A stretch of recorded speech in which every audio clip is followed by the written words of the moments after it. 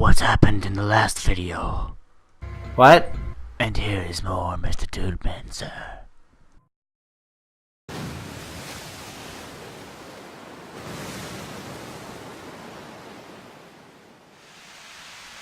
Accompanied by a wall of angry water, Junpei shot out of the room and into the opposing wall.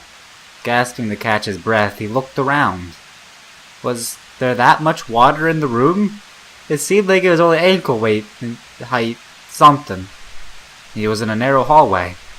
The water that had followed him out of the room was rapidly pouring out of the door. It flowed so quickly down the hallway and slammed to the foot of a short flight of stairs. Just 5 steps, in fact, which seems kind of useless. And at the top of the short staircase, a door! Another door! Junpei leapt up at the stairs straight for the door. The door burst open and Junpei exploded out of it, only to freeze in his tracks. What other possible response could there have been for what he saw? Well, what the heck? His voice trailed off and all he could do was stare. Am I in Resident Evil 4 now? Am I gonna have to protect a girl from a bunch of zombies? Is that Resident Evil 4? I remember walking up a staircase that looked exactly like this in one of the Resident Evils. Whatever it was, it's a polished floor stretched out before him. Ornate staircases rising up from the edges, each one of them equidistant from the others. The stairs and pillars were solid wood, and Art Nouveau embellishments and decorations covered the walls and pillars. It looked like nothing so much as the entrance to a luxurious mansion from the early 1900s. Junpei couldn't help but wonder, why am I in a Resident Evil scene? Was I really in a ship, or was I inside of a video game? Wait, ships, that's straight out of Resident Evil 5. Like, Resident Evil 5, you're on a ship. The water quickly filled the hallway between them and suggested that yes, he was. As he looked, a fresh wave rolled out from the room he'd been in, gathering speed as it moved toward the stairs. Yeah, that's what I thought. This is totally a bra. Wait, what the heck? Oh, it's a wave! Wave back, man! Wave back! I gotta get out of here! Junpei spun around with the wet shoes squeaking in protest on the polished floor and ran toward the tremendous staircase in front of him. Man, it's like one of those memes with the motion blur. B-deck. As he ran, he glanced quickly at the plates mounted on the wall, denoting the decks of the ship. He took the stairs 2 at a time, not entirely sure where he would find himself. Just as he began to wander there, in fact, the stairs did lead... What in the world? Why is there a girl in half of clothing?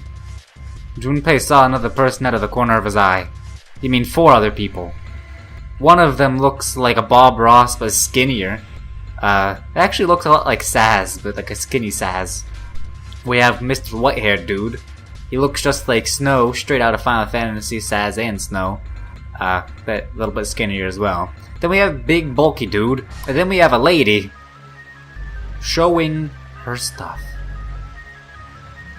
He stopped short, nearly tripping over the next stair, and looked. It wasn't just one person he'd seen. On the landing at the left of the stairs, there were 4 people staring right at him. Oh, and there's 3 more. One person, feels like he's gonna say objection all the time. The other dude looks like some bulky scientist, and then there's a girl. Super moe. And the rest, I had 3 more. All told, there were 7 of them. So there's 1 other person? I mean, that counts 8, not 9. It looked as though they had been on their way down the stairs. They'd stopped short when they saw Junpei, their eyes wide. I mean, the dude in the middle there has his eyes completely closed. And I can't even see the big bulky dude in the back's eyes. I assume he has them though. He'd done the same course, and now they stood there staring at one another. Junpei didn't move, 1 foot placed awkwardly on the next step in the middle of a stride. Who were those people? Who are you people? This entire interaction lasted only a matter of seconds. The woman spoke to Junpei and time began to move again. I guess there's another one of us now. Yes. The woman was dressed, Junpei thought, rather like a dancer. More like someone that works in a brothel. Her clothes covered very little, and her progenitor jewelry little more. Is that gonna happen the entire game? Just all these physics and pixel physics? Dang. I thought the DS was supposed to be a kids like thing. Why are they putting cleavage all over the place? Hey, you, come on! Hurry! With no further ceremony, she ran straight past Junpei and toward the doors behind him. The sudden proximity of a woman with such striking assets left Junpei momentarily stunned. Wouldn't we all? But the others wasted no time and quickly followed the strange woman. The first to pass Junpei was a young man with silver hair. Hey, you! He threw a quick glance in Junpei's direction as he ran, muttering. One of us, huh? I can't put my finger on what you're supposed to be. You look very big, though. I'll leave you to your stuff. Following him as an older man, his face calmed down with fear. And without fear, soft wrinkles sprouted from his eyes, and he came close enough as he passed for Junpei to see wisps of gray in his hair. His composure and shock of hair struck Junpei as rather like that of an elderly lion. So his name's Lion. Okay. Going up won't do you any good, yo. Yeah, 2 doors, but neither of them were open. But at least you don't drown. Okay, it's time for the Moe character. The next to speak was a girl with pink... I've got to say, next was a girl with pink hair. And a high voice. Come on! I'm not gonna do that. That would be way too hard to continue the entire thing. Are you coming? You gotta hurry. Her small hand was wrapped around the wrist of another man. His eyes were closed as though he were sleeping. His features were... Oh, was he blind? Oh, dang, man. His features were graceful, almost serene. And he was dressed rather elegantly for someone his age. Something about his posture seemed very refined, and Junpei couldn't help feeling he was noble and dignified somehow. He'd certainly never seen one, but this man seemed like what Junpei had always imagined a prince would be like. There's 9 of us then. Oh, so basically I'm naming them what goes through my mind. So his name is now Prince. All of the cards are in hand. What does all of the cards are in hand mean, he wondered. Junpei opened his mouth to ask what the other man had meant, but the girl with pink hair rushed past them, and they were gone. Goodbye. Sayonara. He turned just in time to see 2 more people running towards him. One of them basically looks like Luigi, but differently looking. He has the posture of Luigi is what I was getting at. And then we have basically Wario next to him. Alright, one of them had hair like a bird's nest, and as though a stiff breeze might topple him. The other was a veritable mountain of a man. The scrawny one said nothing and scudded past Junpei as though he were running from something. Hey, what the heck are you just standing there for? Didn't you hear him? Apparently I can't hear myself. The doors on A deck are no good, yo. We gotta check the doors on B deck. Got it? Now go! Before he had a chance to respond, the man laid a massive hand on Junpei's shoulder. With no more effort than Junpei would have used to brush aside a fly, the man shoved him out of the way. Whoa! Thrown off balance by a man and recent events, it took Junpei a few steps to get his bearings. He finally regained his balance and looked up at what the other 7 had been running toward. Oh, so yeah, I figured everyone would have been in their respective doors. But that means that there's gonna be another person we need to find, right? There's 1 person missing. There were 2 pairs of large iron doors set into the wall in front of him. They looked quite sturdy, and each had handles jutting from them. Written across the surface of each door in red paint was a number. What happens if we just died in there? This is probably just the game from the creator, and he's like, I'm gonna test you. See how your survival skills work. But what if I would've just died back there? I would've never met these people, we would never had the full course, and you would've probably dang, man. The door on the right had a 4. And the door on the left had a 5. They are the same. The guy Junpei had decided to call Silver was mumbling to himself. Then I woke up and had a number on the door just like that. You too, eh? With an arched eyebrow, the lion looked over at Silver. My cell was the same. A number upon the door. I opened it, ran down the hallway outside, and found myself in a rather grand room, full of stairs, as I suspected the rest of you. It was as though the floodgates had been opened. They all began to talk at once. Is it like a high school cafeteria? Me too! I did it too! Yeah, a door with a number on it! Yeah, wow! It soon became clear that each of them had awoken in a room with a locked door and solved the puzzle to escape. They'd all ended up in the same room. Almost as though they... What? I think I accidentally clicked the skip button. I did not mean to do that. I am sorry. Yeah, we all said this. Oh, is this gonna be like a masculine girl? Or like a kinky girl? Like, yes, we all saw the same thing. I don't know. I don't want to go kinky. I think I will turn on too many guys with that, and I don't want that. So, yeah, we all said the same thing. That's not important. We all need to hurry. You think I don't know that lady? Before the dancer had time to finish, Silver was already running. He grabbed the hold of the door labeled 5 and pulled. That's my door. However, freak, it's not opening. This is not a kid's game. Why is this on the DS, man? This dang thing won't even budge. Move. You're in the way. The mountain grabbed Silver's shoulder and tossed him aside.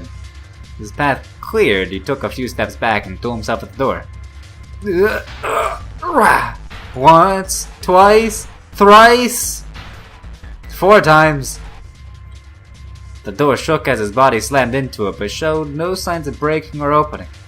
The mountain threw himself out the door again. Oh dang, it didn't work. Junpei turned toward the door number 4. Next to the door on the wall was a small box. Hey, it looked just like the one he'd seen in his room next to that door. Wait, did no one else have to do a puzzle? Really? So I was the only one at risk of dying? Oh, come on, game. It's like life all over again, always picking me out. If it was the same, then this door was likely locked as well. Still, he had to check. Junpei grabbed the handle and threw all of his weight into it.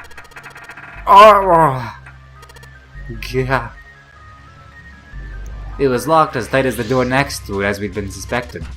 Dang it! Junpei punched the door and it did not respond.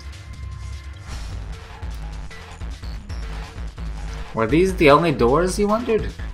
He'd barely finished the thought when his sea-decked plate passed on his way up, sprang unbidden to his mind. His body moved before he had time to think. Junpei turned and ran back toward the stairs. He had scarcely taken a step when, at the top of the stairs next to an ornate clock embedded in the wall, he saw a person. It's the last person. Hello, cute patoot. It was a girl. She looked at the same age as Junpei. So this is my waifu in this game. I'll approve. I approve. He froze, unable to look away from his face. Her face. He wasn't confounded by her beauty or something equally silly. No, there was another reason he couldn't take his eyes off the girl. Junpei had seen her somewhere before. He couldn't quite remember where, but he knew he met her before. The girl, too, stared at Junpei similarly stunned. Her response suggested she'd seen him before as well. Without saying a word, Junpei walked slowly toward her. She didn't move. It was almost as though she was held in place by some sort of magic spell. As Junpei stepped onto her landing, the spell broke. No sooner had he set his foot down than the whole ship shook a second time. Ah! The quake caught the girl unprepared and she fell. Moving on instinct, Junpei leapt to catch her. Or so he thought. Is this gonna be one of those stereotypical anime? Yep. Her face was far closer than it should have been, mere inches from his own. He was flat on his back and she had landed squarely on top of him. That never happens in real life, by the way. If that ever happens, you are the luckiest man in the world. But it never happens. Ever. The girl seemed as confused as he did, and her face suggested that she hadn't fully recovered from seeing him. For a moment, that seemed to stretch for a very long time. They stared at one another. The ship stopped shaking. Everything was quiet.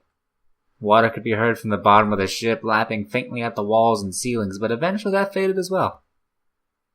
The silence was complete, a thick, muffling blanket. At last the girl opened her mouth. Oh my gosh, is that you, Jumpy? Jumpy? Jumpy? Her words echoed through Junpei's head, and suddenly his memory returned. Akane? Why hadn't he realized it before?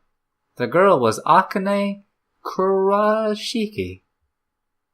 She and Junpei had been friends in childhood. They'd been gone to elementary school together for 6 years. But what was she doing on the ship? You know, the Overlord always has to do some mind screwery. That's why they put you two on the ship together. Her soft eyes were only inches away from his own. He could feel the warmth of her face. Feelings he thought long forgotten began to work their way to the surface. He could feel his face heating up.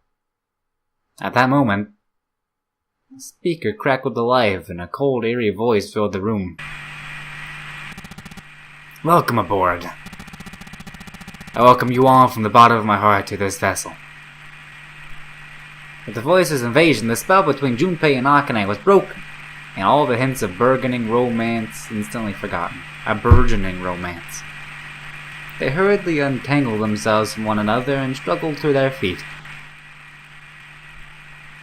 Their 7 companions had heard the voice as well, and many of their faces had gone pale.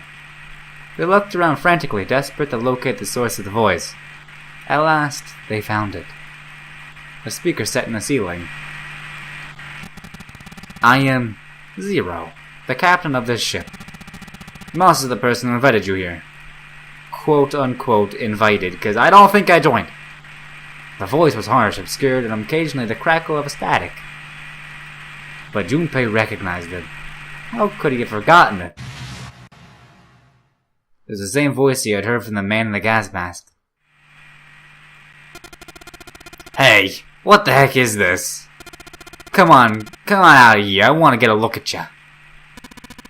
What do you mean to do to us? I mean to have you participate in a game. Some of you, I know, are familiar with this game. The Nonary game. It is a game where you will put your life on the line. Nonary game? What the heck's that? The voice continued, implaceable. The rules of the Nonary game can be found upon your persons. They are simple rules. Read them. Nonary game?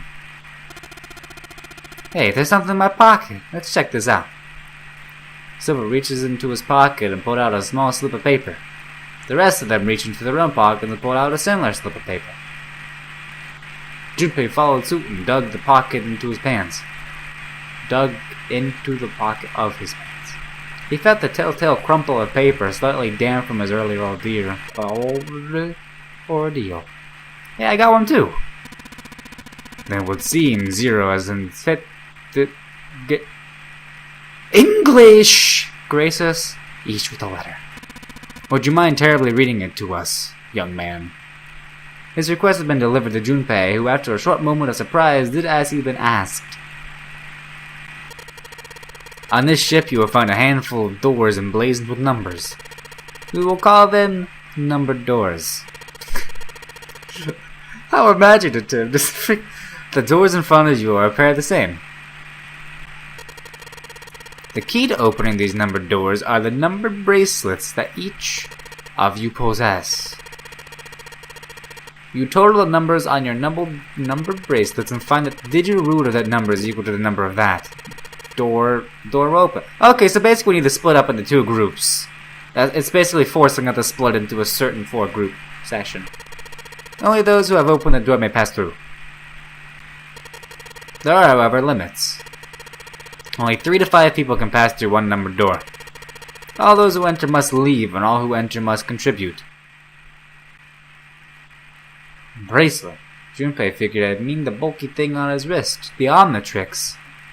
He glanced around it. It looked like everyone else had one as well, and it had come to such the same conclusion. Everyone can become forearms.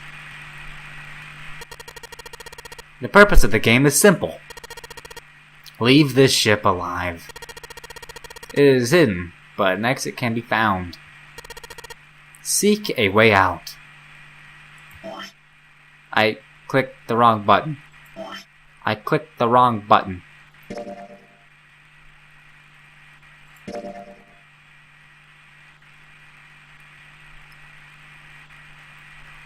Seek a way out. Seek a door that carries a 9. Junpei had reached the end of the letter. There was a long moment of silence, and then the speaker crackled to life once more. There is one last thing I must tell you. As you have no doubt surmised, this ship has begun to sink. On April 14, 1912, the famous ocean liner Titanic crashed into an iceberg. After remaining afloat for 2 hours and 40 minutes, it sank beneath the waters of the North Atlantic. I will give you more time. 9 hours. That is the time you have been given to make your escape. The voice finished and the speaker went silent. The sound of a bell tolling echoed through the hall. It came from the dance hall adjacent to the stairwell. It took those assembled on the stairs for moments to trace the sound to an antique clock embedded in the wall. 7, 8, 9. The sound of the 9th bell faded away. The 10th never came. That meant the time was 9 o'clock. Most likely 9 o'clock in the evening. When Junpei had peered out of the window of his cell, he'd seen nothing but blackness. It had to be nighttime. If that was the case, then they'd need to escape by 6 a.m. on the following day. Now, it is time. Let our game begin. I wish you all the best of luck. The speaker went silent and did not speak again. Alright, we have 9 hours to escape, people. We gotta get moving! But we're probably going to talk to each other for like an hour. Silver yelled at the speaker with language coarse enough to embarrass a sailor, but the rest of Junpei's companions were silent, deep in thought. Junpei too was consumed by his thoughts. There was a great deal he didn't understand. Who was Zero? What was the nonary game? Why had he chosen to make them a part of it? Was he a criminal who took delight in playing with his victims? Or did he have some other purpose? Why had Junpei been chosen as a part of this insane game? Why had any of them been chosen? But one question was foremost in his mind. Akane. We hadn't seen one another since elementary school. Why had she appeared now? Coincidence? No, that seemed impossible. There had to be a reason. He didn't know what it might be, but there had to be a reason. Very well. Do you think that maybe the game creator just picks people whose life have been going nowhere and tries to either 1, end them if they can't figure out their life, or 2, if they find a girlfriend or something that fixes their life together, they will escape and, have a better life. Is that what this dude was trying to do, or was he just pure evil? I like to not think of villains as pure evil, though. I like to think they have a motive. The lion's voice seemed oddly loud in the silence. Standing around here won't do us any good. Best we get moving, don't you think? Get moving? Are you planning to open the numbered doors? Hey, wait! Don't tell me you're actually gonna do this. This Zero said. No, that's not what I mean. Lion shook his head, mildly annoyed. I'm saying let's find another way. After all, we hadn't really examined this place yet. What?